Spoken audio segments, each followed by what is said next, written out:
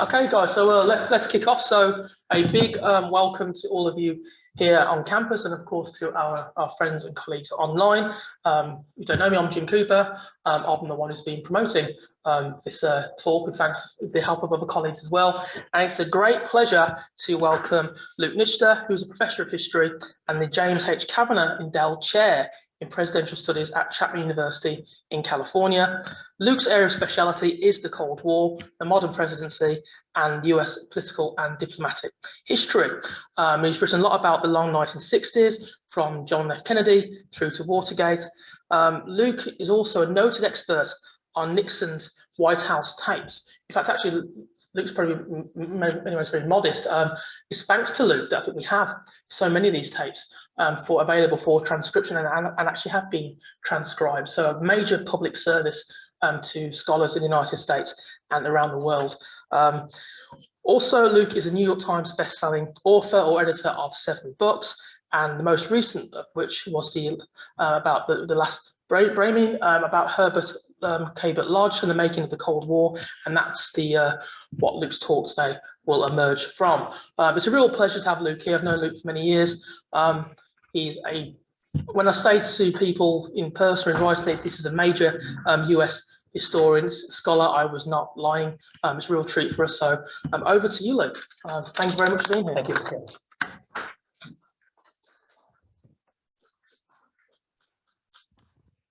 Well, thank you very much. I was, I think if I were on my own campus with my own students on a Friday afternoon when the weather is mild, and I had properly bribed them, I still wouldn't have such a good turnout. So thank you all for coming here. I'll do my best to make it interesting.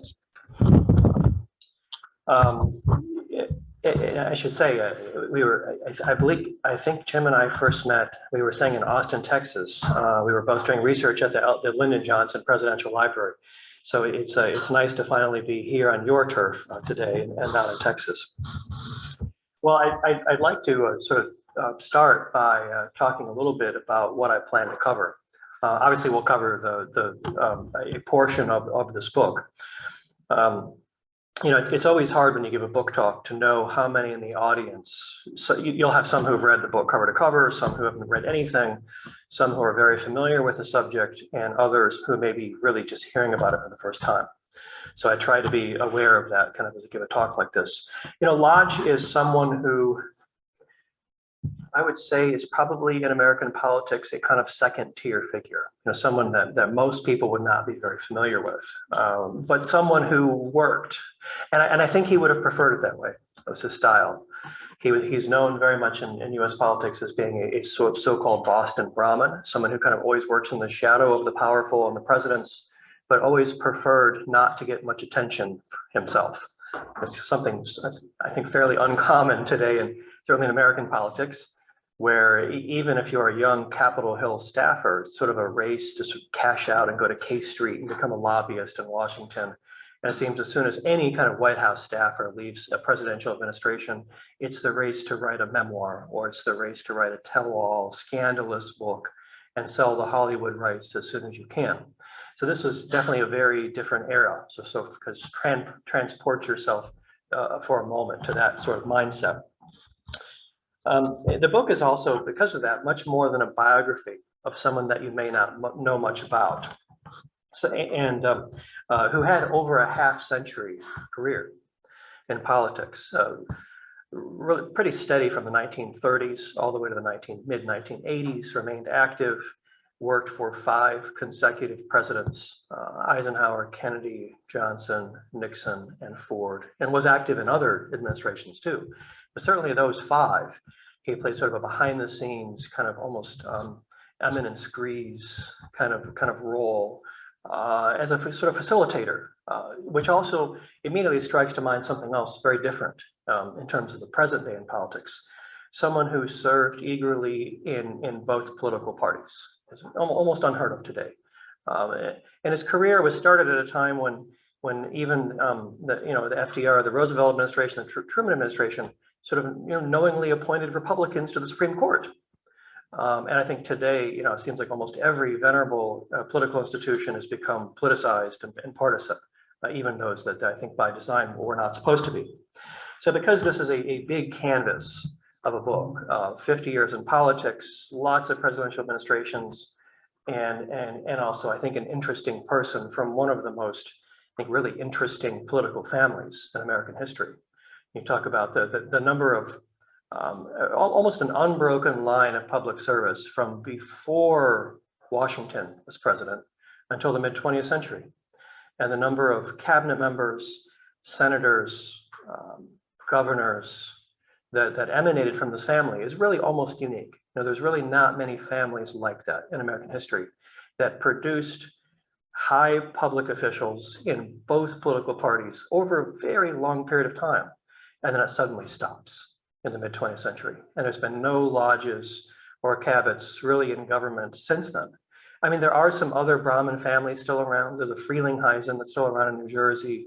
There have been a few others kind of almost kind of go back to sort of Mayflower families, back to sort of original settlement founding of what would become the United States. So really sort of a fairly unique subject, and looking at just a window of that, but still a window that's too big for us to cover carefully today. So I think what I'll suggest we do is we'll cover some details of the book, but also talk a little bit about what I learned along the way that was unexpected, kind of the research process. And I think the goal of this is to allow you to sort of experience it as I did, kind of in the moment and the unexpected parts of this journey. And then at the very end, I think we'll do some Q&A and this topic or any other that might be on your mind, the American midterms or what's going on with I think our political system has become just as fractious and unstable as this one or any other one in what used to be called the Western world. So anything else on your mind we can talk about. And on the way out, feel free to say hello if you'd like. I'm easy to look up if you have a question later and continue the conversation. Advance the slide. Okay, working. So here's what I say to my students when they first hear about Henry Cabot Lodge. You know, Henry Cabot Lodge is probably the most famous person you've never heard of. I mean, never heard of might be an exaggeration. Certainly if someone follows US politics, they've heard, and the Cold War period, you've heard of Henry Cabot Lodge, or at least heard the name, but might not associate it with anything specific. But at the same time, you know, this is someone who died in the 1980s who's largely been forgotten. He never wrote a proper memoir. There's been very little writing. Maybe you just sort of do whether scholarly or popular, very little attention paid to him. He tried, at one point he had 8 editors chasing him, offering advances to write his memoirs. And he refused right until the end. He really believed it would not be honorable to reveal confidences. Again, it's a very, very different way of thinking. And so as a result, this is a book that I never planned to write. This is I think anyone, especially those who are an academic, you know, there are publications you work on for years and years, and you never really gain traction. And sometimes you just sort of shelve it and come back to it. Sometimes you give up altogether. And then every once in a while, there's one that sort of lands in your lap as a surprise. And this is definitely the latter category. You know, I very much like you, this was a name I had heard of, but not someone that I knew much at all about. You know, when I was offered to write a biography of him by Yale University Press, I had known the name. I knew he had a substantial body of papers that no one had really gone through in Boston at the Massachusetts Historical Society. I knew that given the length of his career, probably a trip to every presidential library between Herbert Hoover and Ronald Reagan would be necessary. And that's a lot of miles traveling around the United States to very obscure places in some cases. And probably also an extended trip to Vietnam. Lodge served in a lot of parts of the world over his diplomatic career. He's one of sort of rotating ambassadors who had tours in lots of parts of the world, different parts of the world at different times, and very different policy issues at times. So I think at one point, I determined that I had read more for this book than in the entirety of sort of my doctoral degree, because there's so many literatures that you had to get into from the Brahmin family. Then there's each of the presidencies. So there's Vietnam, World War II, civil rights, the 1960s, 1970s. There's so many different genres and literatures that I had to suddenly become aware of, but hopefully know something about and be convincing at the same time. And I'm a fairly obsessive researcher. And I think that there are benefits of that and there are downfalls of that. As a fairly obsessive researcher, and by that I mean, if you're going to write about when Lodge met Eisenhower, General Eisenhower, during World War II, and Lodge traveled to Algiers to the Hotel St. George, where Eisenhower's Mediterranean headquarters were, I'm the kind of researcher where I'm going to go to Algiers and I'm going to describe what it looks like sitting on top of the hill and looking down at the Kasbah and the Mediterranean beyond that to the north, and properly set the scene in the book. At least I hope you think I properly set the scene in the book. I mean, and so I was able to go most places in Lodge's career during this book. There are a few that have become somewhat unstable, and even a very forgiving spouse, I think, does not always look upon very favorably some of the research that I do. There are limits to what you can do.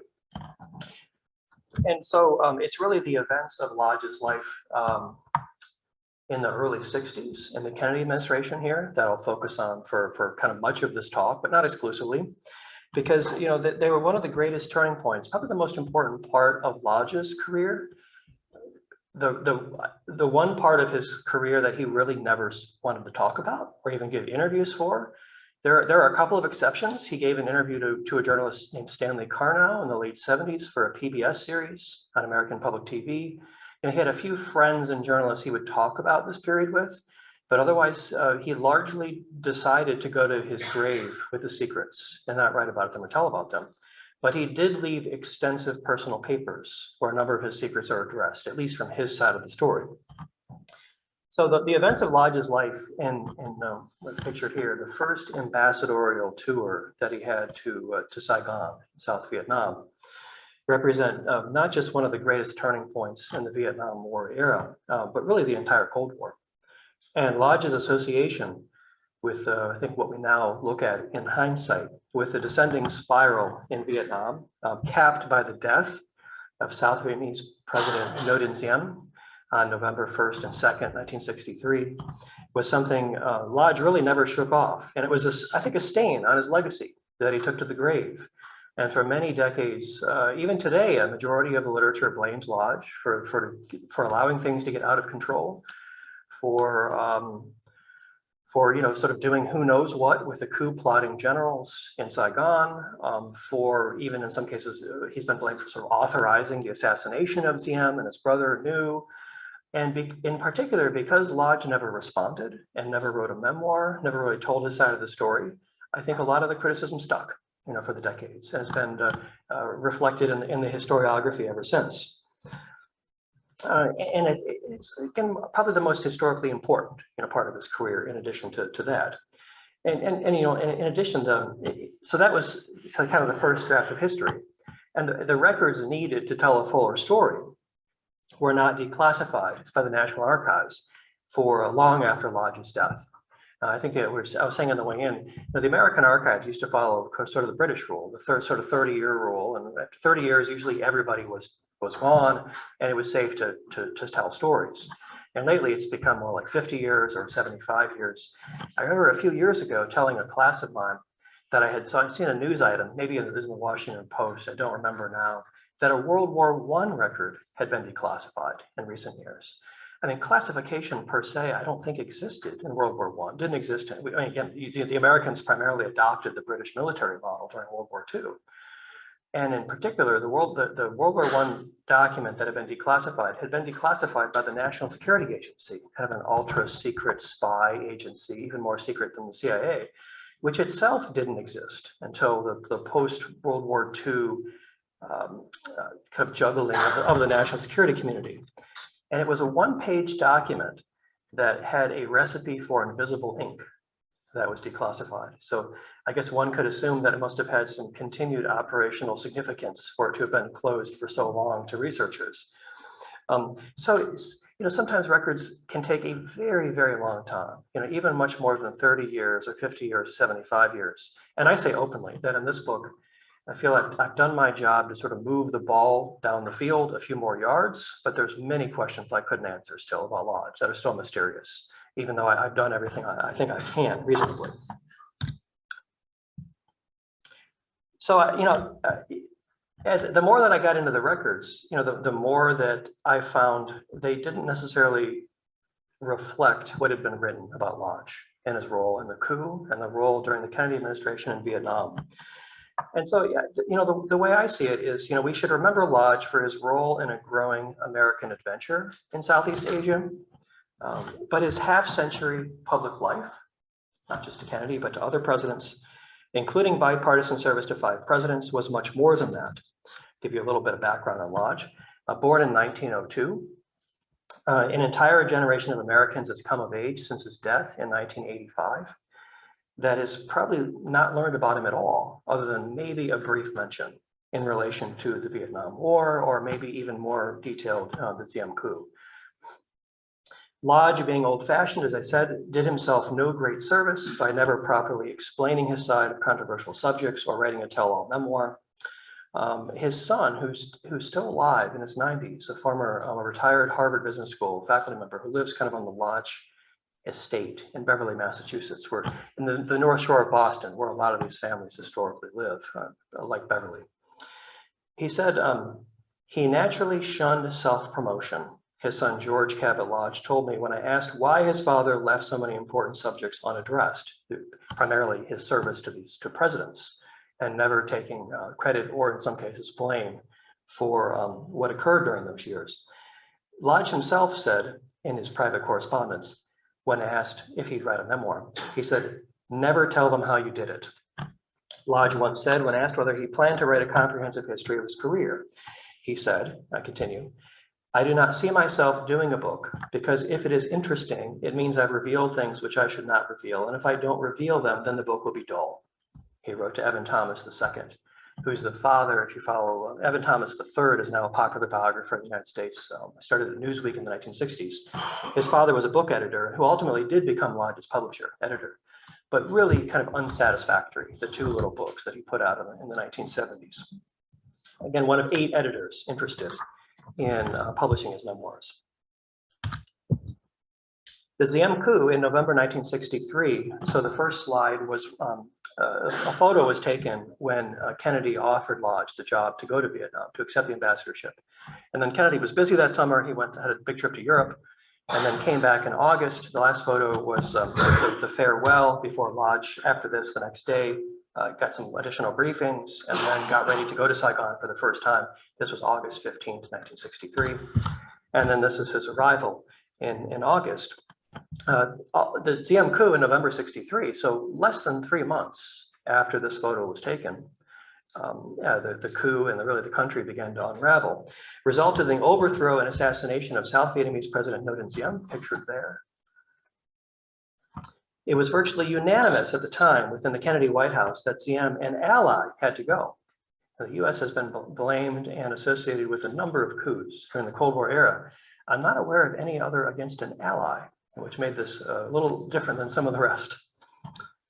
Diem at the time, however, was considered unreliable, eccentric, and not responsive enough to American demands, as Vietnam was kind of slowly becoming a client state of the United States. Some of those most opposed to him within the Kennedy administration, including Averell Harriman, George Ball, became some of the greatest foes of the war by the end of the decade. Dramatic turnaround. Lodge became US ambassador to Saigon in the midst of this chaos. So we don't need to dwell on that picture a great deal. But rather than stabilizing the political situation in Saigon by allowing a new leader to come to power who was more in sync with Kennedy foreign policy, which was the stated goal in the records, no such leader emerged. The unraveling of the political situation caused great instability and led to the deployment of the first US Marines to the beaches of Da Nang in March of 1965. I'll never forget, at the beginning of the Iraq War, I was then a research assistant to a British MP who was a Near East Affairs Minister in the FCO, and seeing Colin Powell's infamous presentation on television at the UN, kind of holding the vials of WMDs at the UN, and uttering the phrase, sort of, if you break it, you buy it. And so that was kind of the moment ultimately where the Americans broke Iraq by toppling Saddam. Then you own it. Now, what do you do with it? And I think the Diem coup was very much for Americans that break it or buy it moment. Once you topple the leader, then now you're responsible for figuring out who comes next. And rather than doing that, I think that there was unanimity to remove Diem, but not any idea at all what would follow. And it became a kind of revolving door of leaders until they got to Thieu, to Win Van Thieu, a few years later. And a very, very difficult time. And I think many historians refer to the coup as not just the break it and buy it moment for Americans in Vietnam, but really the moment of American commitment, for the remainder of the decade. As I said, up until that time, the American military advisors, no draft had been needed, no regular troops had been, March of 1965, less than 18 months after the coup, was really the beginning of full-blown American military involvement. And it was because of the lack of stability in Saigon following the coup.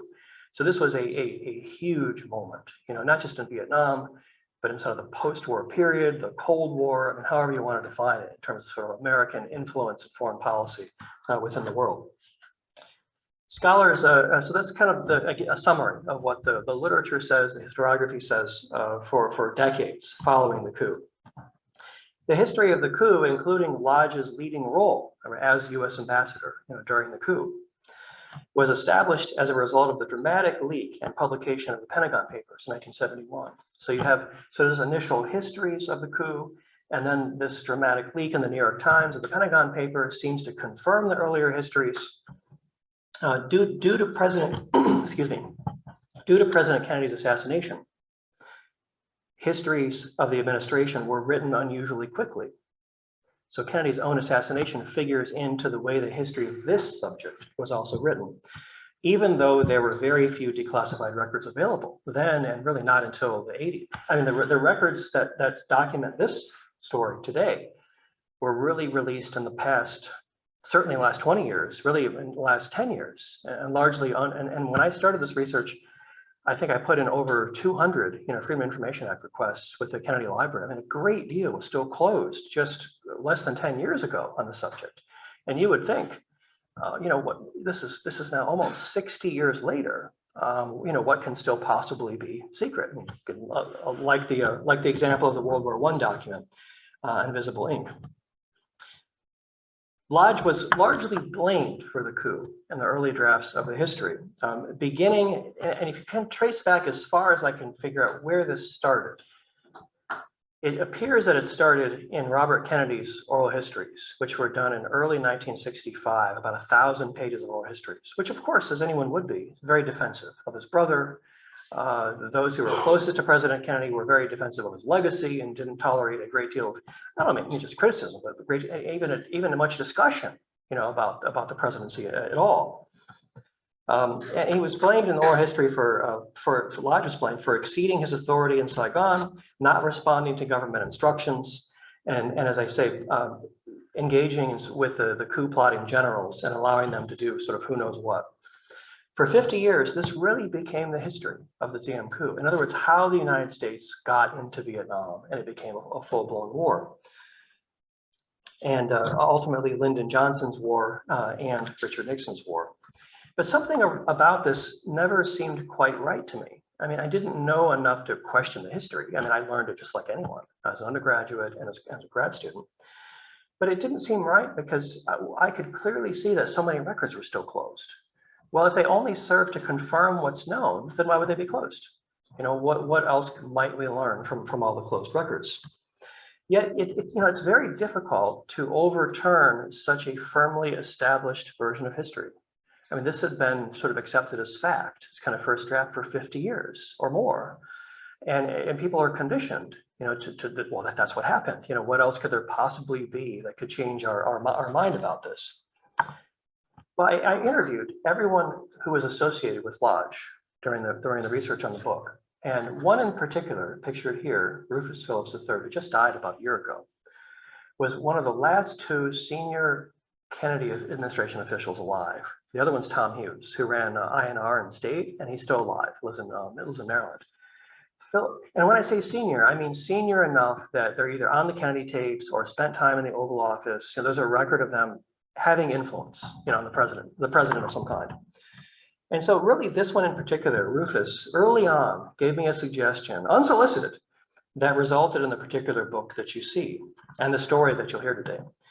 Rufus, as I say, was a JFK era official for the U.S. Agency for International Development, basically foreign aid, in Vietnam for much of his career. He was in Vietnam and worked with Lodge during that first tour as ambassador in August 1963.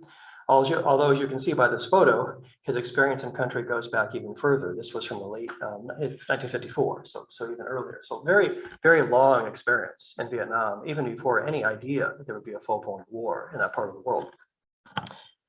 Rufus, as I say, who died recently, I believe it was maybe December of last year, was the last American to know Ngo Dinh Diem personally and be pretty good friends. I mean, really discussions of poetry and Vietnamese history. I mean, spent a lot of time with Ngo Dinh Diem, the president who would be assassinated in this coup. What was also interesting that Rufus encouraged me to question the conventional wisdom was that Rufus was very loyal to Kennedy and a very loyal Democrat. I recall that the day I saw him, he had Hillary Clinton bumper stickers all over his car. I think I saw him, it was around the 2016 election or so. So, I mean, this is someone also who despite his political loyalties, challenged me to question, what was, and try to push the outer limit of what was known, about the subject. And I think personally of Rufus, who was in Vietnam when all this occurred, the coup and the escalation of American involvement, considered it a kind of personal failure, as someone who worked in foreign aid and tried to maintain peace and harmony between the two nations, when the US ultimately withdrew its support from Diem, because he was one of his chief advocates for sticking with them as an ally.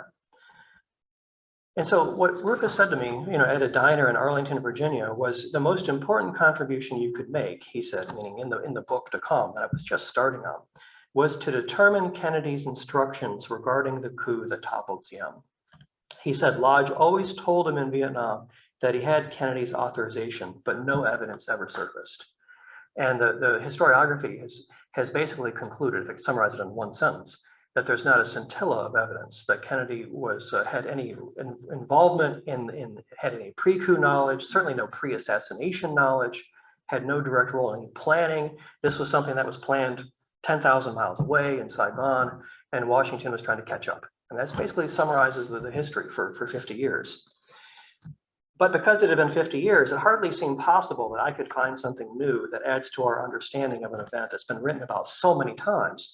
The most famous accounts being not only the Pentagon Papers mentioned earlier, the dramatic leaks in the New York Times that began in 1971, and then subsequently many other newspapers.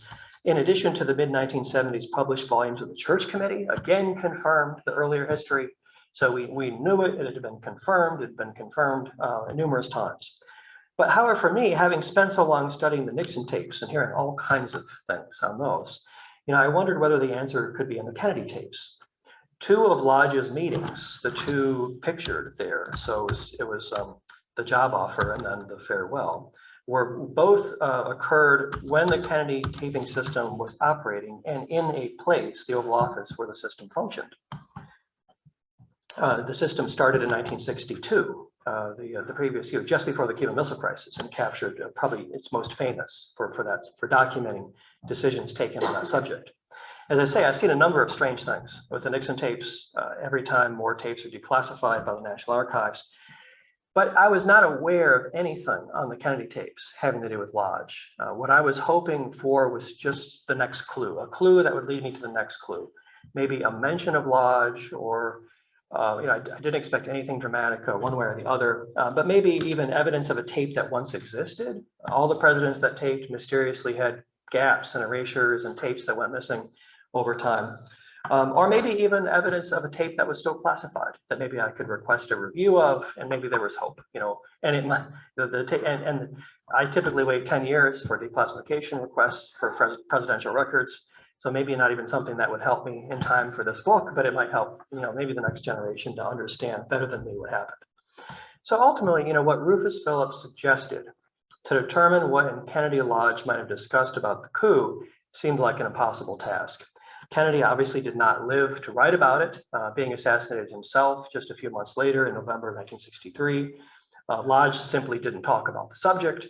He was very disciplined for the remainder of his lifetime to stick to a very general account of this time period and not to reveal anything beyond what had already been disclosed.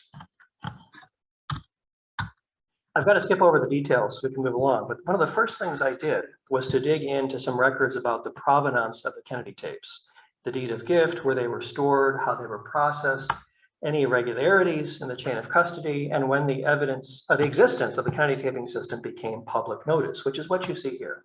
In 1982, a Washington Post headline, authored by a journalist, you can sort of make it out, Bob Woodward, who was already famous for dealing with presidential tapes and scandal and so forth, even by 82.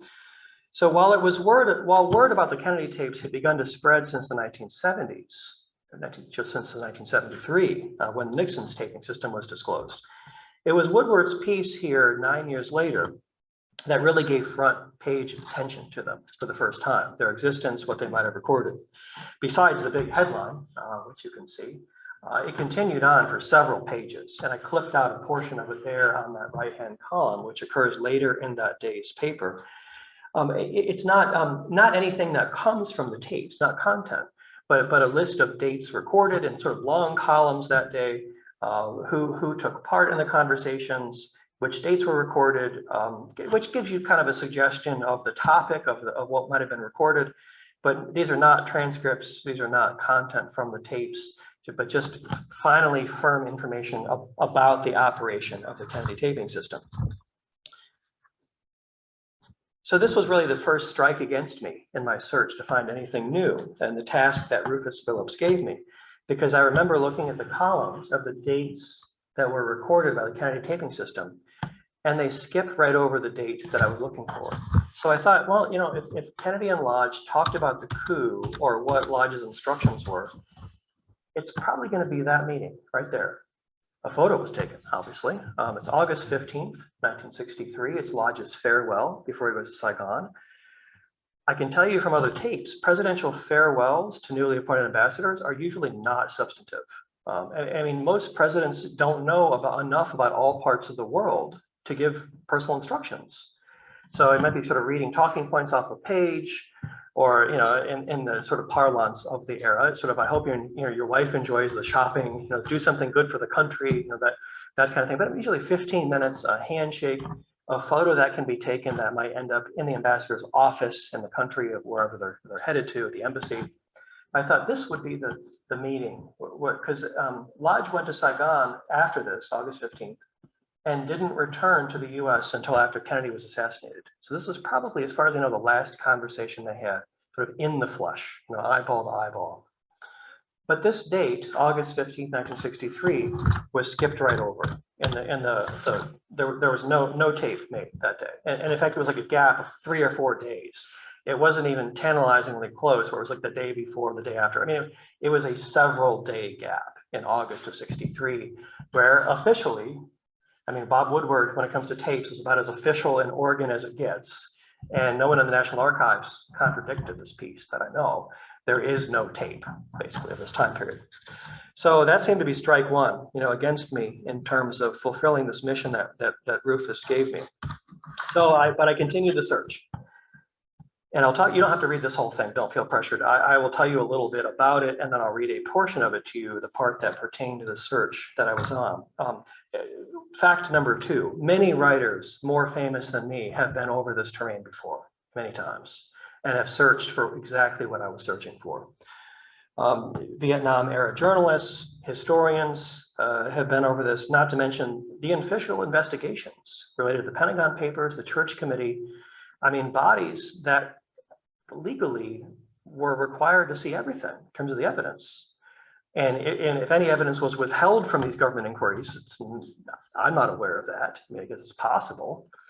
But I mean, official government inquiries, more than one, have investigated specifically, you know, the Diem coup and the events that led up to it. So, so one of the other things that historians do sometimes is sort of the scholarly version of dumpster diving. Estate sales are great for sort of the private correspondence of someone who might not end up in an archive one day. And so this is one example. Arthur Dahman is writing a letter. He's one of the great Vietnam era, you know, probably journalists, but really journalist historians, really exceptional reporting from that era, writing to Robert Dallek, you know, who at this point had already written his 2 volumes on JFK's life, had written more about this time period than just about any academic historian. And so this seemed to be strike 2 against me in my search. And I'll read just a portion of it, which I enlarged here from the middle part of the letter. So this is Dahmen writing to Dalek. I'm grateful to you for confirming in your letter there appears to be no written record of Kennedy's instructions to Lodge. They're talking about the coup before going to Vietnam. The same thing we're talking about here today. Without knowledge of what Kennedy asked Lodge to do in Saigon, of course, we are at a serious disadvantage. I doubt seriously that it will turn up at the Kennedy Library, although I will keep checking as you wisely suggest. And I am convinced that Lodge, in his effort to cover his tracks after masterminding the overthrow of the legally constituted government of South Vietnam and the murder of President Siem, destroyed all copies of his instructions, which most assuredly did not instruct him to do these things. And that is why Anne Blair, an Australian scholar who wrote a book called Lodge in Vietnam in 1995, did not find it in Lodge's papers. She barely used Lodge's papers. Most of them weren't open yet at the Massachusetts Historical Society when she went through them. So as I say, this seemed like really strike 2 against me, the second piece of evidence against what I was looking for, that I was wasting my time looking for something where so many others had already searched. So finally, I thought about whether there were still people alive prior to me who had some ability. Perhaps they were inside the government to see things that I couldn't see, and maybe they would talk. Maybe they would know possibly what Kennedy and Lodge might have discussed. Again, the research question is the historiography incorrect? Did Kennedy give instructions to Lodge? What were they, and what influence did he have? Sort of in the weeks and months, on the road to the coup. So I kept coming back to the Church Committee because other than the published volumes that the U.S. government produced in the late 1970s, not a single page of Church Committee records have been declared. Even today, nothing has been. They're sort of in archival purgatory in the United States. This would be a great collection when they're opened. They are in the physical custody of the National Archives, but they're controlled by the intelligence committees in Congress. So the one tells you, well, we can't help you because we don't control them. The other one says we can't help you because we don't have them, and you just get moved back and forth between both agencies. And I think the CIA has no interest at all in opening these records. So then I thought one other example. I thought about the State Department's Foreign Relations of the United States series, or FRUS, or FRUS, as researchers of this era know. FRUS is produced by the State Department, by the Office of the Historian, and it's sort of the official record of U.S. foreign policy. And they've been doing this for a long time. The first volumes are from the Lincoln administration in the mid-19th centuries. And what they do is they produce about 30 years after the events they document. The State Department researchers have access to most records, classified and declassified. And so I thought, well, let me look at what FRUS wrote about the Diem coup in the Kennedy volume. So I tracked down the Kennedy volume, published through Vietnam, goes through August 1963. Published in 1991. It had 3 editors, one of whom was still living and is still living, Edward Kiefer, who actually was general editor of the FRUS series for many years through Nixon, Ford, and the Carter volume. He's retired now. But the volume skips, so I turned chronologically to August 15th, kind of where this would be, and thought, are there any clues about what Kennedy and Lodge might have discussed on that day? Because there's no question they met. I've showed you the photo, you can look at Kennedy's schedule, but no tape, no records, no memorandum of conversation, no book suggests they even discussed the topic before. But still, there's no record of what they did discuss. So you can't kind of confirm it one way or the other. So the volume skips right over any substance of Lodge's meetings with Kennedy in June or August of '63, either photograph. I've shown you the job offer and then his farewell before going to Vietnam. But it left me a breadcrumb of hope. This portion here that I've added a red box around it, which is editorial note 254, which occurs on page 891 of this roughly 1,000-page book. This single sentence and this paragraph is what stood out to me. No record of their discussion has been found. It doesn't say there wasn't a discussion. It says no record has been found. And it was a very strange phrase. And I've read enough FRUS volumes to know the style of the editors. That's not how it works. I mean, if you have a record and you don't get permission to use it, say the CIA denies it, then they'll tell you, sort of the following 8 lines have not been classified or declassified, and they'll show you space where it was, but they'll redact it from the pages, or they'll tell you. I mean, if there's a record, they'll tell you. So this phrase, I have never seen this phrase used in another one of Ted Kiefer's dozens of volumes. So so again, it refers to the Kennedy Lodge meeting of August 15th, the photo that I showed you, the last time they spoke before Lodge left for Saigon. So I tracked Ted Kiefer down. He's kind of semi-retired and a consultant to the Office of the Secretary of Defense, OSD, Department of Defense, and asked him if he'd talk to me about this volume. And of course, this is 30 years before. So the odds that he would even remember a single sentence of a single page of a single volume, but he did. He remembered this particular issue. And so we talked about it, and then he told me about this unusual process, which I don't think is on the public record, about the first editors for the Kennedy volumes, that despite their statutory responsibility to produce a complete record of foreign policy, the first team was restricted only to Cuban Missile Crisis tapes that were specifically approved by former National Security Advisor McGeorge Bundy, who at the time I was told barely could hear anything. Former JFK Library archivist Sheldon Stern, I would say arguably the greatest living expert on the provenance of the Kennedy tapes, told me that the Bundy review process didn't work. A lot of tapes were kept from the first editors. Kiefer told me that he reviewed his notes, which he still had about this volume. And he had in there a post-it note kind of on a page that said to check tape 104. So I wrote that down, and I thought maybe that'll be useful, again, kind of a clue leading to the next clue. I was already beginning to make regular research trips up to Boston. A lot of the relevant archives are there, Kennedy Library, Lodge's papers. So I made a note to take a look at it next time I went up there. This was when the Kennedy Library was just beginning to digitize a lot of its records. They've really become kind of a leader since then among the presidential libraries. I think their goal is to put everything online, that they can ultimately. And it's really convenient in terms of saving airfare, and a great way to sort of still do research, during the COVID era when it wasn't possible to go to archives. But the first thing I noticed when I went there was how restricted the tapes were, how few had been transcribed for 1963 especially, and how few had been digitized by the Kennedy Library. But without being digitized, they're really not easily accessible. When I started doing tapes, you had to take blank cassette tapes to an archive and make copies. I mean, I don't even know where you buy blank cassettes, anymore, let alone the equipment needed to copy them, duplicate them, preserve them, listen to them, everything else. So I submitted a total of 95 requests and for them to open these materials for me, for tapes and also for textual records, the paper memos and records, hoping that as many could be open as possible for me while I was still working on this book. In response to my question how it was possible that they didn't have more of these digitized or open, the archivist told me that they digitized them when a researcher made a request, which spoke volumes to me about really the state of scholarship and rigorous research that was being done or not being done on this time period. So we go back to this meeting. I kept coming back. August 15th, 1963, Lodge's farewell meeting before leaving for Saigon.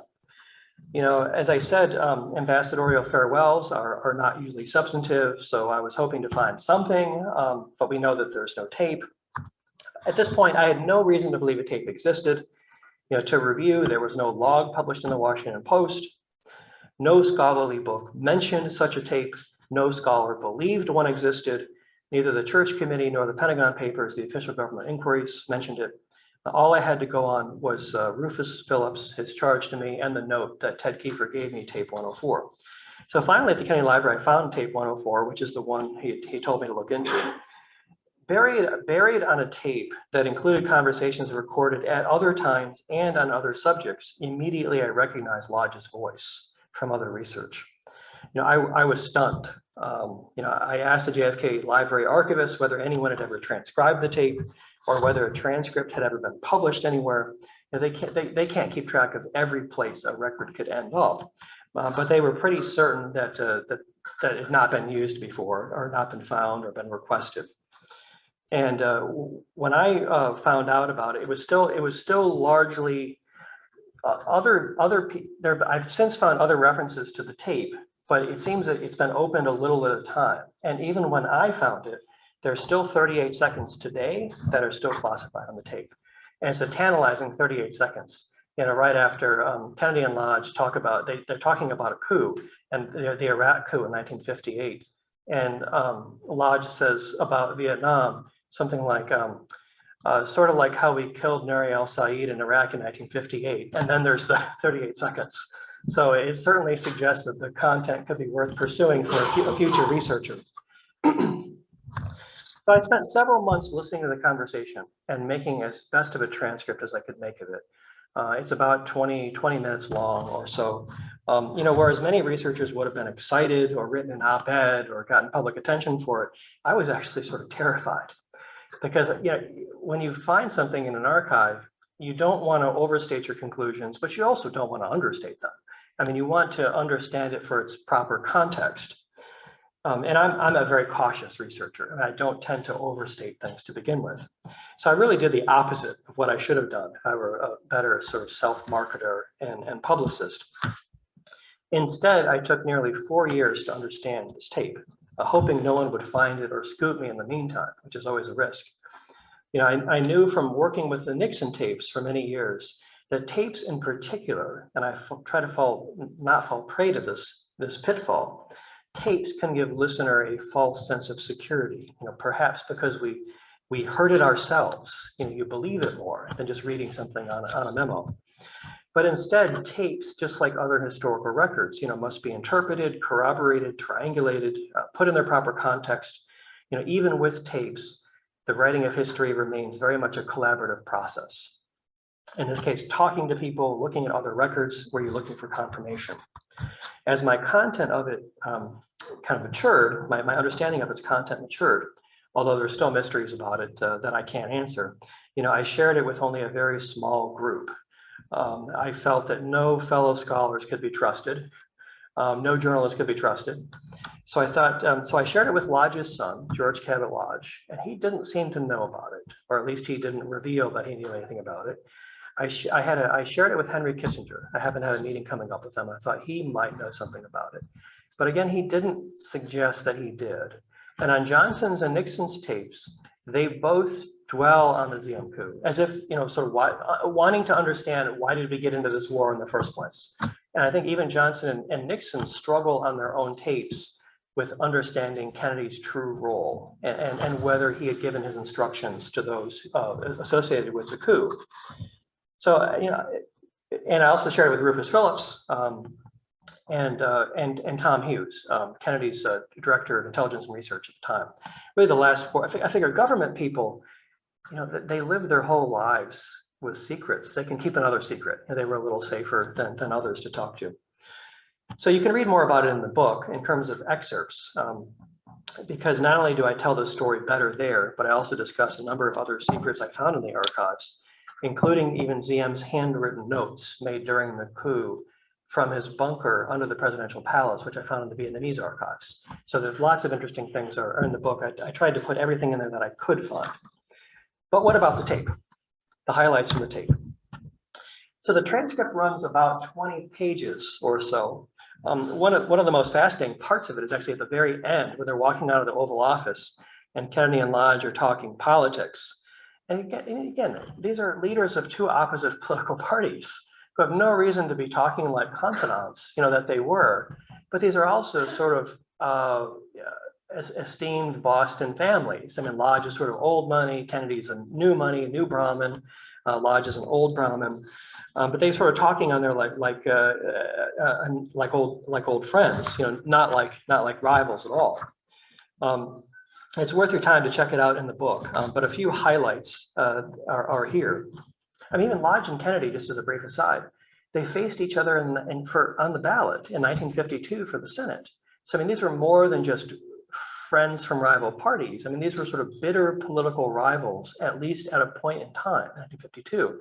And 12 years later, Kennedy not only appoints Lodge to be his ambassador to probably the most important foreign service post in the world, but that was going through one of its most turbulent times that would lead to, American involvement in Vietnam. So very interesting, the different, the politics of the era. I can't imagine there's any comparable example today, or in any time recently. So as I say, George Lodge and Henry Kissinger did not have much to say about the tape. As far as I could tell, they were genuinely not aware of its existence. As I say, Nixon and Johnson both believed Kennedy was more involved in the planning for the ZM coup, according to their taping systems, but I'm not aware they had any hard evidence about that. Again, Rufus Phillips was the one who originally encouraged me down this path. After reading the transcript of the Kennedy Lodge conversation, we met again. And I brought a transcript with me, kind of had it folded up in a pocket. We were again at this diner in Arlington. And so we sit down and I said to him, I have something I'd like you to read before we begin. And I pull it out. He could see it's a transcript. And he said, oh, and so he took the full 15 or 20 minutes to read the document. And I just let him, I mean, several times the waiter came over, we sort of waved him, no, come back later. We get some more coffee, but come back later. We're not going to order yet. And he read the entire transcript. And again, this is someone very loyal Democrat, loyal Kennedy, loved Kennedy. I mean, this is someone who nearly sort of has a tear in his eye when he talks about Kennedy's death. And he finishes reading it just like this. And he just throws it down on the table like that. And he kind of in disgust. And I am a historian, not someone who's very skilled at interviewing, but I tried. Sometimes you have to let the pause breathe and not jump in and rescue the person. You want them to talk.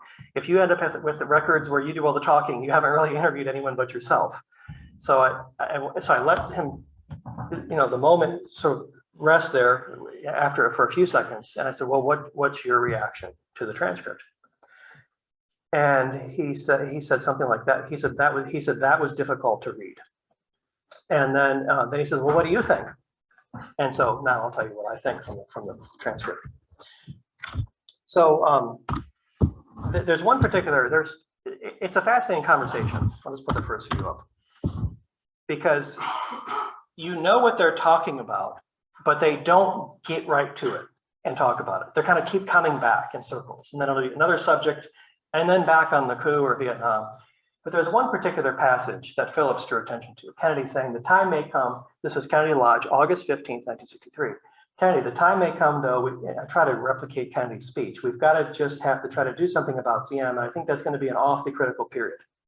And Lodge, oh yes. Kennedy, I don't know how well prepared you are for that out there, or who we would sort of support or who we would. And I think that's going to be your key problem this year. It may be that they ought to go, but it's just a question of how quickly that's done and if you get the right fellow. So that was one particular passage that Phillips pointed to. I also went back to Tom Hughes with the transcript. And Tom Hughes, in my first interview, stuck very much to the first draft of history, which was Kennedy knows nothing, he wasn't involved. And when I took the transcript to him and offered it to him, he said, I don't want to read it. He said, Rufus already called me and told me what you found. And then he went to his bedroom and pulled out some handwritten notes that he copied and let me use, which were his Tom Hughes handwritten notes made during this time period at the White House, meeting with people. So he had some awareness of what was going on. And his notes were called something like coup planning week, sort of the week that separated the men from the boys, something like that. So, I mean, there was an awareness, maybe forgotten, but I mean, of the top staff, there's no question that there was an awareness that Kennedy might have been more involved than he really was. And Tom said I could use them in the book, and they're also reproduced. I did a National Security Archive briefing book with John Prados at George Washington University. You can find the notes there too, the actual images of the notes, a link to the audio for the tape, my full transcript. I just put it all online, and certainly encourage you to look at it if you like. But this was a particular passage this was a citation to the briefing book. This was one of the passages I think that I really paid attention to when I transcribed the tape.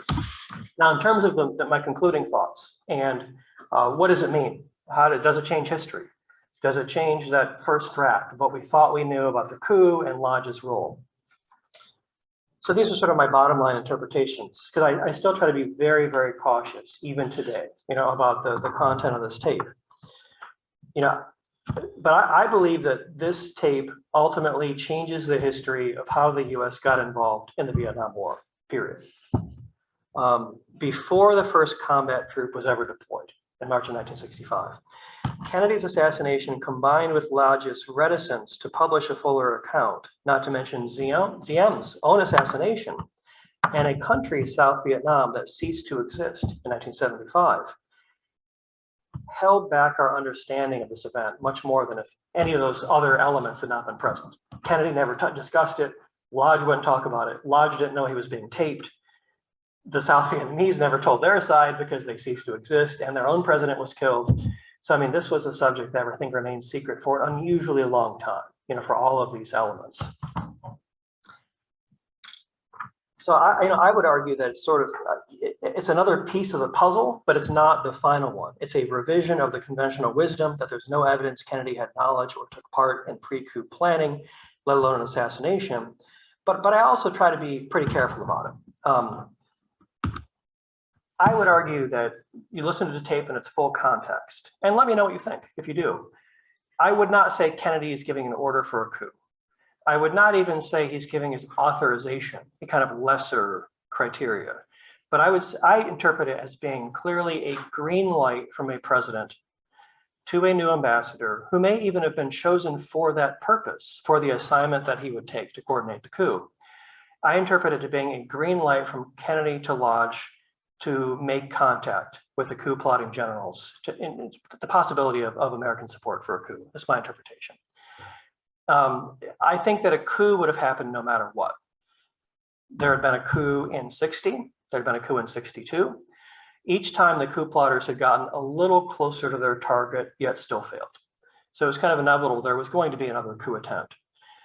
I'm struck by the conversation that Kennedy seemed to want this issue resolved fairly quickly. He said, this year, your most important problem this year. This year is 1963, not an election year. But we were about a year out from a presidential election.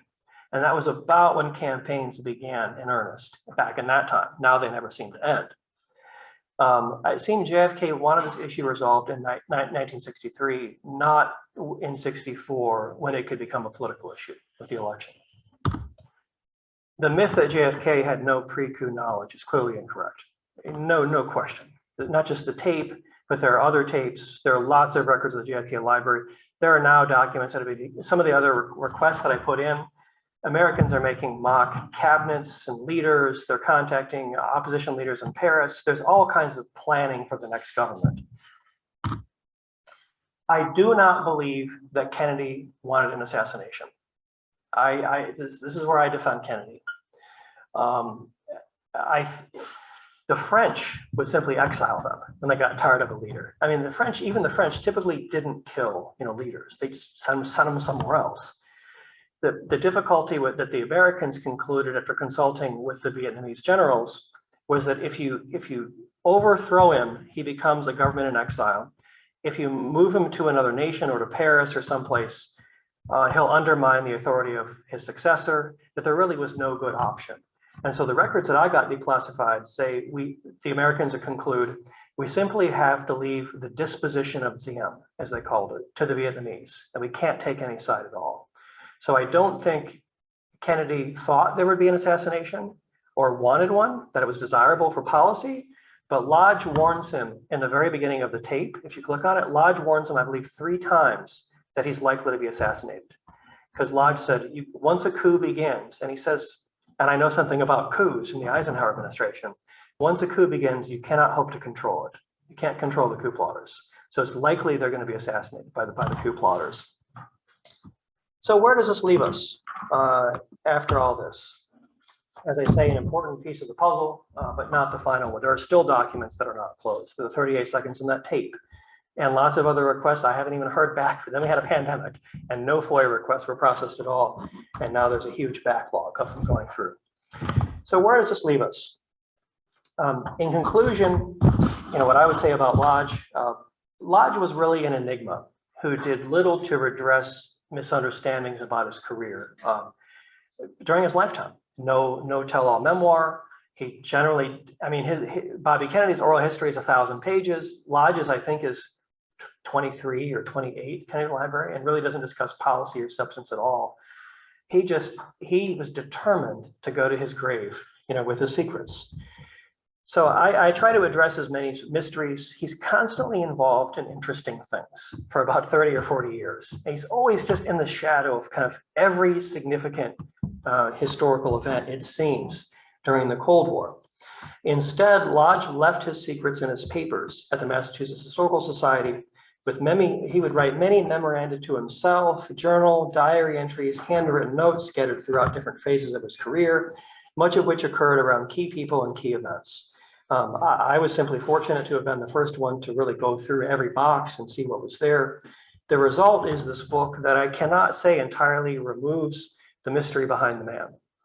There are lots of questions. I'm the kind of person, I do not say, well, we know everything there is to know. And I make it clear in the book where I hit a brick road here, or we just can't get an answer to this question. And the goal is I try to allow others who come behind me who maybe will find another tape one day or another record and fill in more of the puzzle that I was not able to fill in. I simply did the best with the canvas that I had available. That said, new evidence will come one day, come to light that will cause us to reconsider the subject further. What I've written will hardly be the final word. And as I say, I'm hardly the person to say, sort of, this is all we know about this person, this subject, this time period. And so really, in the sense, that seems like an entirely appropriate conclusion, because our understanding of the life and times of Henry Cabot Lodge Jr. is really a lesson about history, the essence of history itself, that it's never really over. Thank you.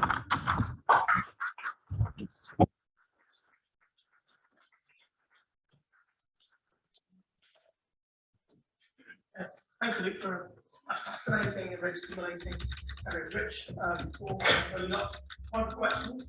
So shout out the question, then if you could repeat it for anyone that's watching online. Okay, so we'll take some questions now. So, we'll just press the button. It is on already. Already, okay, that's not. Okay, any questions then for Luke about the paper or related issues? And I've heard it all, so no question is silly. So anything you want to talk about? Okay, Dr. Ron Dance. Yeah, I'll get the ball rolling. But I've got two questions, so if you want to answer one, I thought it was really interesting. Again, it's what I always found really interesting, Lodge being appointed by Kennedy, given that history between them. They obviously talked about 1952, but I think I'm right in saying that Lodge was Nixon's running mate as well, wasn't it? In 60 as well. So you could say a little bit more about that personal issue. But my sort of impression is obviously that Lodge is very much, he's a Republican internationalist, so perhaps not so different from Kennedy in many ways. The Republican Party is pretty divided in this period. But my other one's a little bit off topic, but hopefully it's only covered in the book, I'm sure. But when I did a bit of research on Lodge in the Korean War era, one thing that seemed to come out a lot was how much him and Dulles just really disliked each other and didn't get on.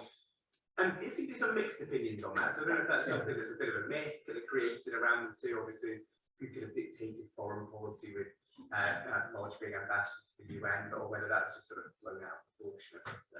Okay, so for people at home. Sorry, that's an one question. I think actually double check, because I think Karen is successfully picking all this up at home anyway. So I think we're all good. If you could say. Just as my food Yeah. Well, the Lodge-Kennedy relationship, I think anytime in politics you have sort of two seeming rivals who somehow are sort of secretly friends, and there must be an interesting story there. But you're right, I mean, they were both products of many of the same institutions. I mean, Harvard, Boston politics, prep school in Massachusetts, and maybe in New England.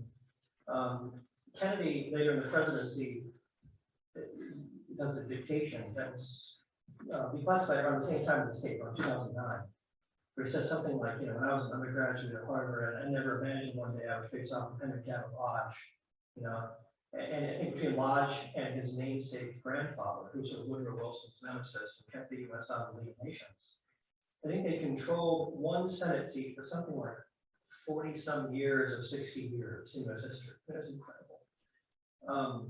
And so they really were sort of rivals. The way that sort of Lodge explains it in his papers was that the first generation Irish immigrants, and of course they're always called the Irish, not Americans. And the Irish always refer to the Brahmins as the English. So I think even though they're all Americans, the Irish expected the English to still be in political power. By the second generation, which would have been Kennedy's father, Joe Kennedy, they were beginning to get involved, and they were limited in society with the kinds of jobs the Irish could have. And by the third generation, they really were becoming impatient and wanted to seek public office on their own. And so I think by the third generation, that was John F. Kennedy, who himself was kind of an accidental politician, Kennedy background. I think they saw the world much the same way. Regardless, I mean, Kennedy was, people don't forget, was fairly conservative, for a Democrat. Lodge was fairly liberal for a Republican, and I think there was a lot of overlap between them politically. The history, I think, again, is wrong. The history says Kennedy appointed Lodge simply because when Vietnam went bad, that's the problem, it's a presentist argument at the time, because we didn't know it would go bad at the time of the appointment. He wanted to appoint a Republican so that if things went bad, he could blame a Republican. Well, I mean, there's a degree of truth to that, but I think it's much more complicated than that. I think they really understood each other the way they thought. Kennedy knew Lodge, didn't talk to the press, didn't give interviews, generally no leaks, was very loyal, was loyal to a fault. Would be his personal ambassador. I mean, would take orders only from him. Wouldn't be easily swayed or convinced to do otherwise.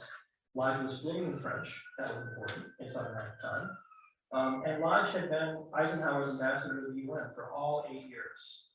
A length of, the appointment to the UN, for the US, but also especially for other countries, is often a stepping stone to foreign minister or prime minister for a nation at the UN. Because it really is like you're running like a little foreign office. I mean, with all the nations and the concerns of the UN in New York. So Lodge was ambassador for all 8 years, a term not exceeded before or since for US ambassadors to the UN. And so because of that, he knew all the issues. He knew all the leaders. He had, I found out in his personal records, he had CIA staff embedded on his UN staff. They were helping to write speeches. They were providing sort of bits of intelligence and prepare for debates against the Soviets. They were designing his charts. And so I think Lodge had the right understanding, the intelligence, the language, the worldly ability, the social class. I think it was an obvious fit. And he was a Republican, who could be blunt. So I think that's true, but I think it was a great oversimplification, of the issue. And what was your second question? So about his relationship with John Foster Dulles as well. Yeah, I think, I don't know, I think there was some antagonism there, but I think that's also been kind of overstated. I'll give you the pro and the con from my view after looking at Lodge's papers. I think Lodge had a huge ego, but a lot of that was just simply self-confidence of his sort of social class. And that can be off-putting, but it also was typical, so that Boston class. I think Eisenhower promised Dulles that job, Secretary of State, and it wasn't. I don't think he vetted hardly anyone else for that. I think it was promised early on, and he had to keep it. And I think he regretted that he kept it, because Lodge really operated like the second Secretary of State in New York. And I think Lodge would have been Secretary of State after Dulles instead of Herter, but there were some other objections in the administration to actually giving Lodge the job. So Lodge basically had the job, but he never had the title. But I think it's been overdone, because what the history has basically said was Lodge is impossible to work with. He would ignore orders from the State Department of the UN. We would tell him to vote a certain way at the UN, and then we would read in the newspaper the next morning that he voted the opposite way. And Lodge's personal papers, Lodge never really wrote about this. Lodge's personal papers said he often talked to Eisenhower directly, and he always did as Eisenhower wanted, even if it's not what the State Department wanted. So to a fault, he was the president's ambassador, just like in Vietnam.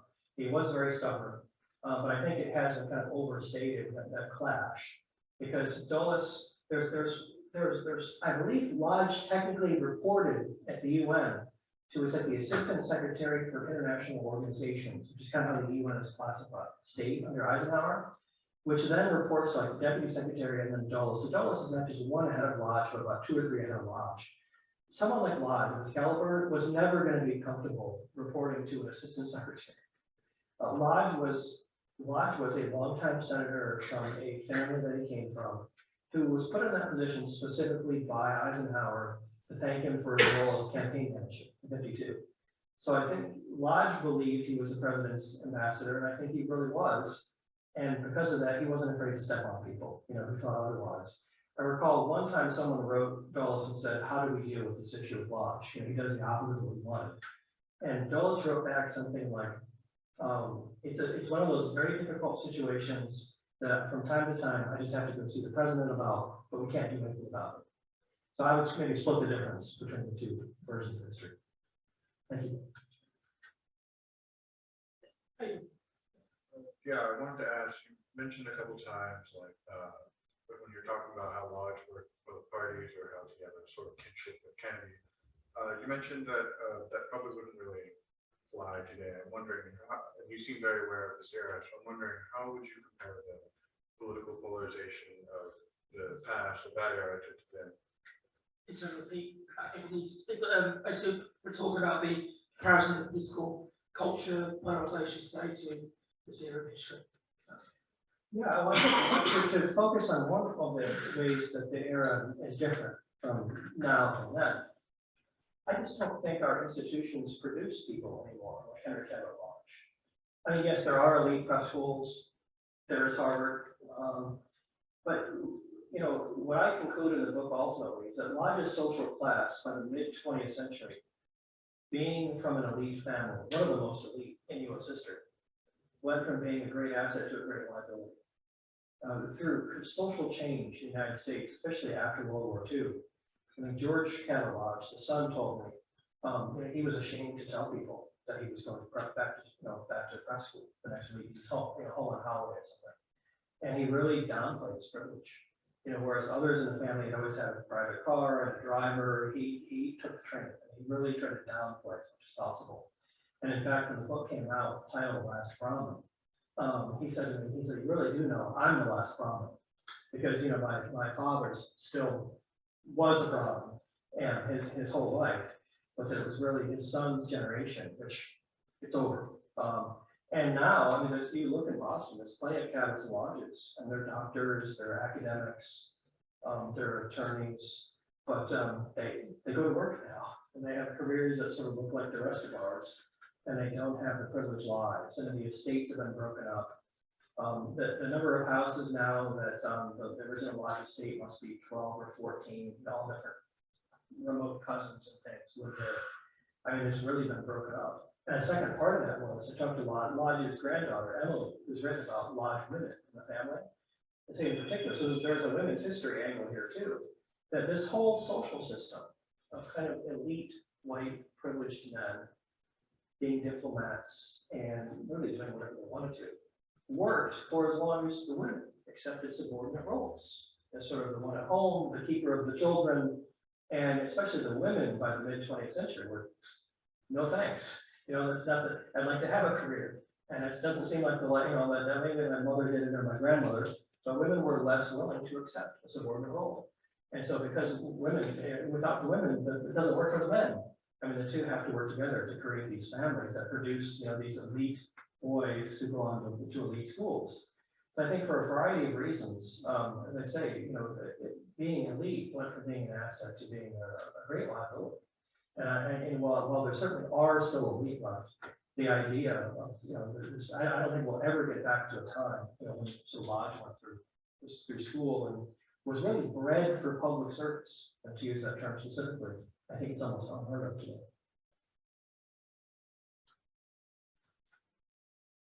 In Dr. Moore. I have a question about the issue of whether Kennedy would have withdrawn from Vietnam, which comes up again and again and again. And my sense from the short amount of your talk that I heard, unfortunately I was teaching, I wish I'd heard the rest of it, that you seem to be strengthening the amount that we know Kennedy was involved in the decision with regard to the coup.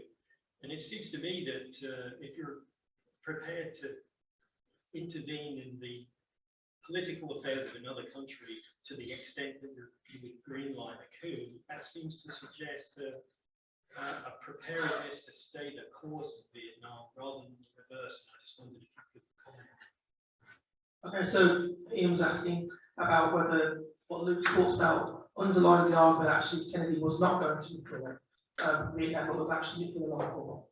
And there's a long literature, on this topic. And I think a lot of the Kennedy memoirs, the first ones were written, at the beginning was selected 1,080 some were written during the Johnson administration. So we think it's a few years. And so after the war had gone bad under Johnson, there was kind of the first draft of history was, well, it would have been better under Kennedy. And we would have, we don't know how much better, but what happened would not have necessarily happened as Kennedy lived. And so this ultimately led into the idea that if Kennedy had not been assassinated, we would not have had the big buildup. And there's some evidence that Kennedy was planning for a withdrawal of troops. And that evidence is used further to argue that they would not have had the full-blown war if Kennedy had lived than what we saw under Johnson. I think there is some evidence for that. And I think most recently, it came up again, I believe it was Robert McNamara's documentary with Earl Morris, The Fog of War. And he again in there talks about, I think they might even have shown the memo. And I want to say it was from Kennedy agreeing in the fall of '63 that by the end of that year, December '63, there was talk of 1,000 troops coming home. So I think that's frequently the number given. And there's a new book coming out, I forget when the public is, but it's in the next weeks and months, by Mark Silverstone, who does Kennedy tapes at the University of Virginia. And his entire book about the subject, a new book.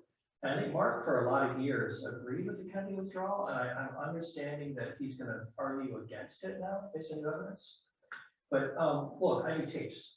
And so not just this tape, but there's a bunch of other Kennedy tapes from the fall of '63 that have never been used or appeared in print. And I think I've listened to about all of those.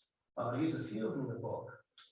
My answer to your question, my interpretation is different from others. I think it all depended on the political situation in the '64 election. And what Kennedy says in another conversation, this is a year after the election, is he said something like, he said, he refers to Truman a lot. I mean, he has an understanding of history, Truman in Korea. And he says something like, I can't lose Vietnam the way Truman lost Taiwan, and go back to the American people and ask for another term. And it's almost verbatim from another tape. It's not really been used yet. And then he elaborates further by saying, I think that his withdrawal or stay the course, I think it was both. I think he wanted to stay the course at least through the election, and he wanted to see no change in policy whatsoever. If he could freeze the issue of Vietnam for 12 months and get through the election without it blowing up, he didn't think it was an asset, but he didn't want it to become a liability. And then I think he hoped, as many did, including Lodge, that after '64, the situation in Vietnam would improve and allow him to make a withdrawal of troops. But the most important thing was getting reelected. Now what happened in Vietnam. And so I think that's the way that I would answer that based on other tapes from the fall '63. Yeah, I'm just wondering if you could sort of continue the story and comment on the relationship between Lodge and Johnson. Obviously, with the war developing in Vietnam, how did that change the dynamic of that relationship?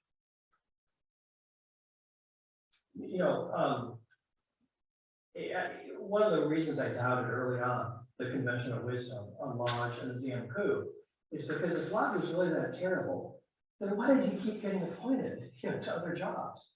He went back to Vietnam again in 1965, was there until '67. Then he was the head of the Vietnam peace talks in Paris under Nixon.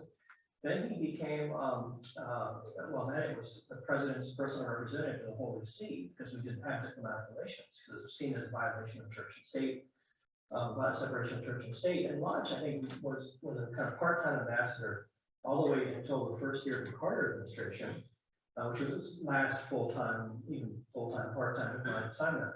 And I would argue did a great deal for establishing permanent diplomatic relations between the Holy See and the United States. He was still very active and did important things right up until a matter of years from his death.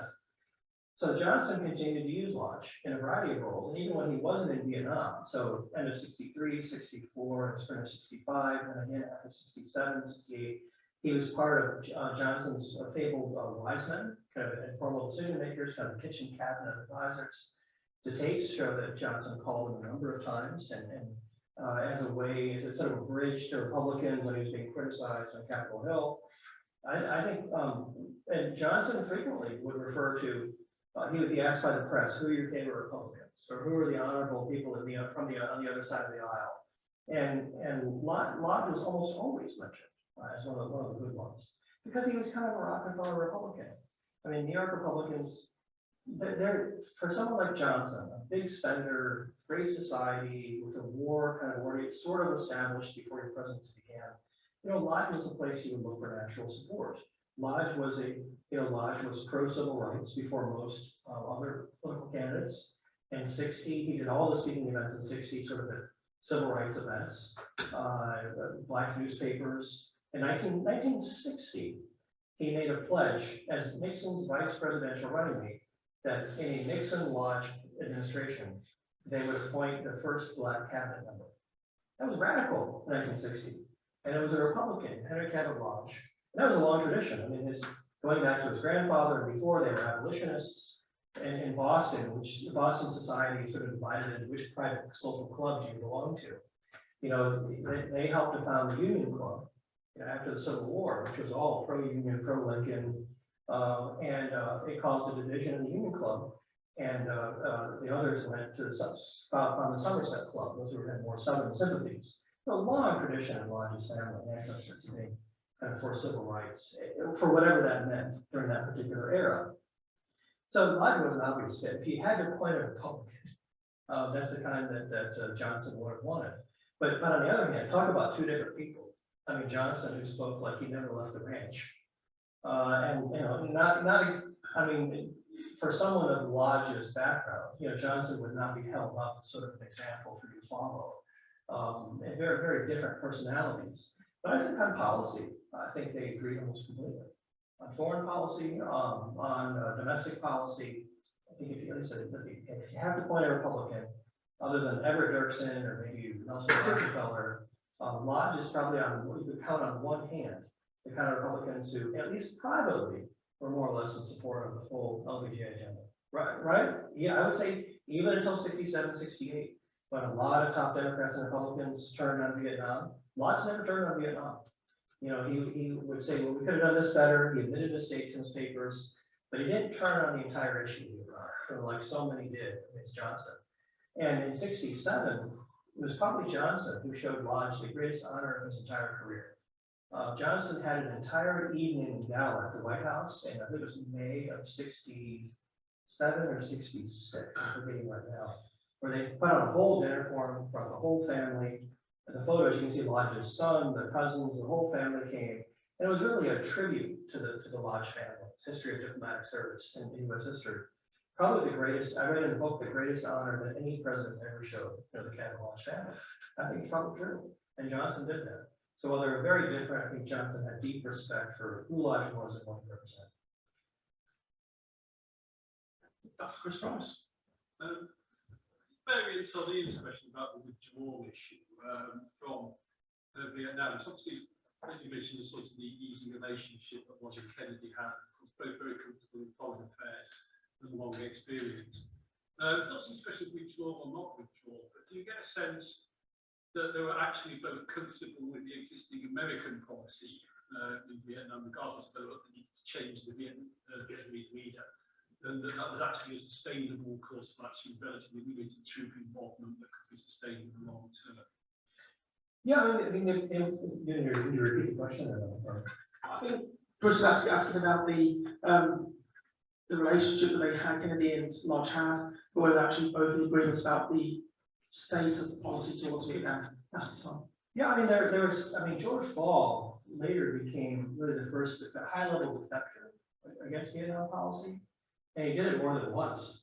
Not only did he leave, but then he left again in 68. So quit Kennedy and Johnson. In 68, he became Hubert Humphrey's chief foreign policy advisor, quitting the UN job. So he actually quit not once but twice in sort of protest to policy.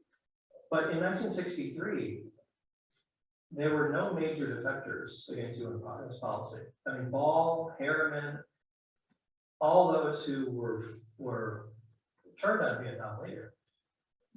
We're not doing that then. I mean, the Defense Department, McNamara expressed concerns about the coup on tapes, but not because he was opposed to the coup. It was because he thought it might set back the military progress that had been made somehow.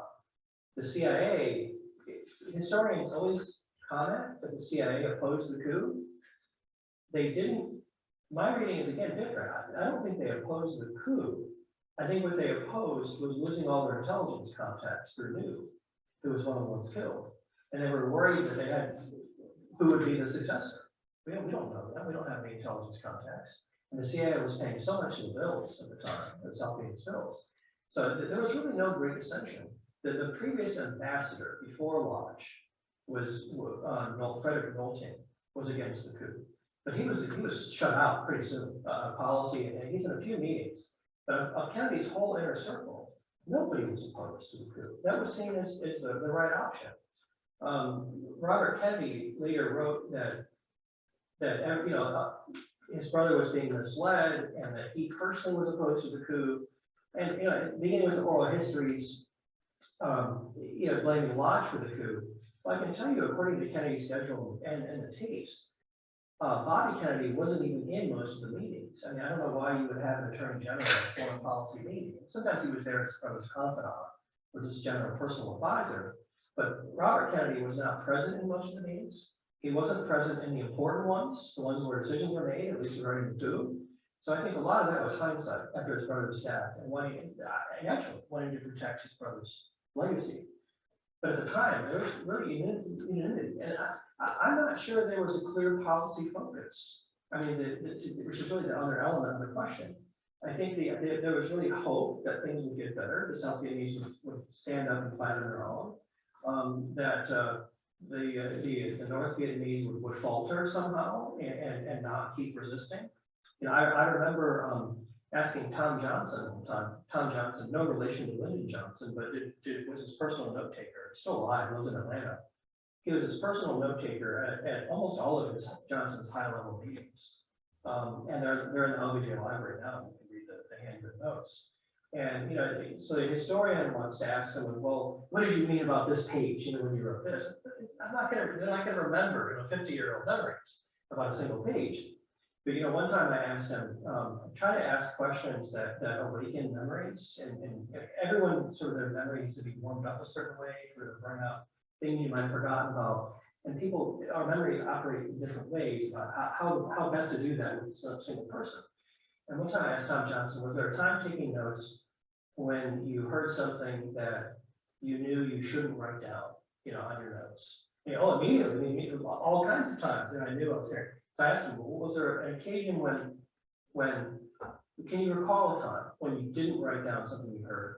He said, oh, sure. So I can't tell you which year it is, but given his note-taking time, it's been 66, 67. He said, we were in a meeting. I couldn't tell you what the meeting was about. He said, someone opened the door, interrupted the meeting, and he said it must have been CIA or something, and asked the president, is it okay to tell the Soviets they can bomb the Chinese nuclear program? And Johnson said, sure, go ahead, so whatever you think. And so, so you have subjects to step back from it. We're talking about a subject that has endured for 50 years, our understanding of that may not be correct. The question is, how do you go about testing that idea?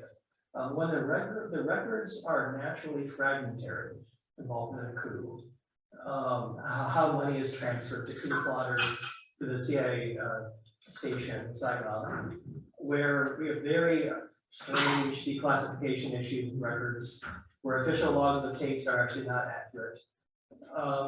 And so I think that this is one of the most interesting elements. And so I wonder now, as a result of this book, like how many other questions are there like this, where we think we know we've got it right, it's really not right at all. But I think to circle back to your question, I think in '63 they thought they had it right. And they ended up wrong, but I think they really did have it right.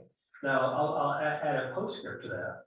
And Lodge's papers and a few other I've talked to from the late '60s Vietnam period, there is a minority report to all of this that they actually believe Vietnam is successful. And of course, you can't say that. You can't write it. It's not in the memoirs. But they actually believed that there's a few of them. Lodge says this a few times, little notes tucked away, like in his papers that you read. And of course, personal papers are self-serving sometimes. and they've been carefully vetted and cleansed before they're donated to an archive. But there is certainly a view that Lodge is one of them, Heron, I think, was one of them. The idea that the U.S. showed its rivals, the Soviets and Chinese, how high the cost would be if they wanted to engage in conflict. And ultimately, it was a cost they were willing to bear, and that Americans weren't, in terms of the draft and casualties. But I think there's an argument that it actually was successful, because there was not, every policymaker from this era believed it was inevitable there would be a US-Chinese war at some point. And there wasn't. And you could argue there has been an economic war, I guess. But there is, and maybe in 50 more years, when Vietnam is still a sensitive subject for people.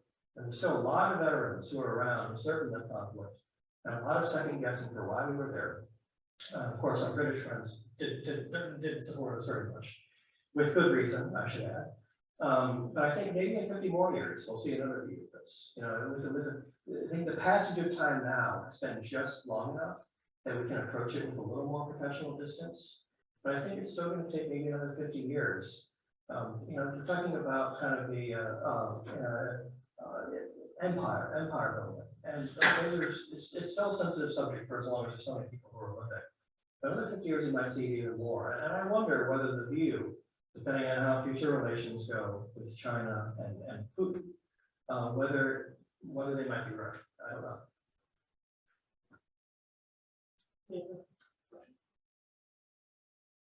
Yes. You were talking about visiting Vietnam and the Vietnamese archives. So how do you deal with foreign documents in different languages? Is there a language barrier? It's a great question. And so it hasn't come up, so we will need to repeat that just for everyone on Zoom. Yes, asking about handling primary sources in different languages. So, for example, Vietnam, give me an example. It is a challenge, obviously. And in my particular case, because we're talking early 1960s records, I would say about a third were in English already, about a third were in French, and about a third were Vietnamese. And given the status of Vietnamese history, if you go a little earlier in time, they're almost all in French. And by even the late 1960s, there's many more Vietnamese. And the archives, surprisingly, are in pretty good shape. When you figure who won the war and lost that war, and obviously Hanoi is the one effectively running it. All the appointees who are running the archive from Hanoi, Civil Service of Hanoi. And you figure, it's not their history, they don't really care about the history of South Vietnam. But I found the archives to be in very good shape. I had a research, I can do the French pretty well and a little Vietnamese. So I know terms and I look for things and names. But I had an assistant with me from the old Saigon family who knew the history of all the language. So that helped, at least to kind of draw. I didn't rely on her to translate things, but would draw my attention to something that might be interesting. And if it was, I copied it and took it home. And then for really important records or things that look like they might be record, like CM's handwritten notes, the particular person, the translation, they're in the appendix of the book. And for things like that, I wanted as close to an official translation as possible. Well, South Vietnam doesn't exist anymore, so I mean, who is your official translator? So for those notes, I used the CIA Director of Operations, who's still alive, named Merle Krivenel. He's still alive today. And due to his previous career, he's not allowed to go to Vietnam to travel there. But giving him archives to transfer folders and documents makes him feel like he's on and he enjoys that. So I actually have some pretty good translators who will do this for me, who are fluent. So that I had 2 or 3 translations of a document like that, and I used Merle Krivenel's translation in the appendix of the book, which I figure is about as official as I can get.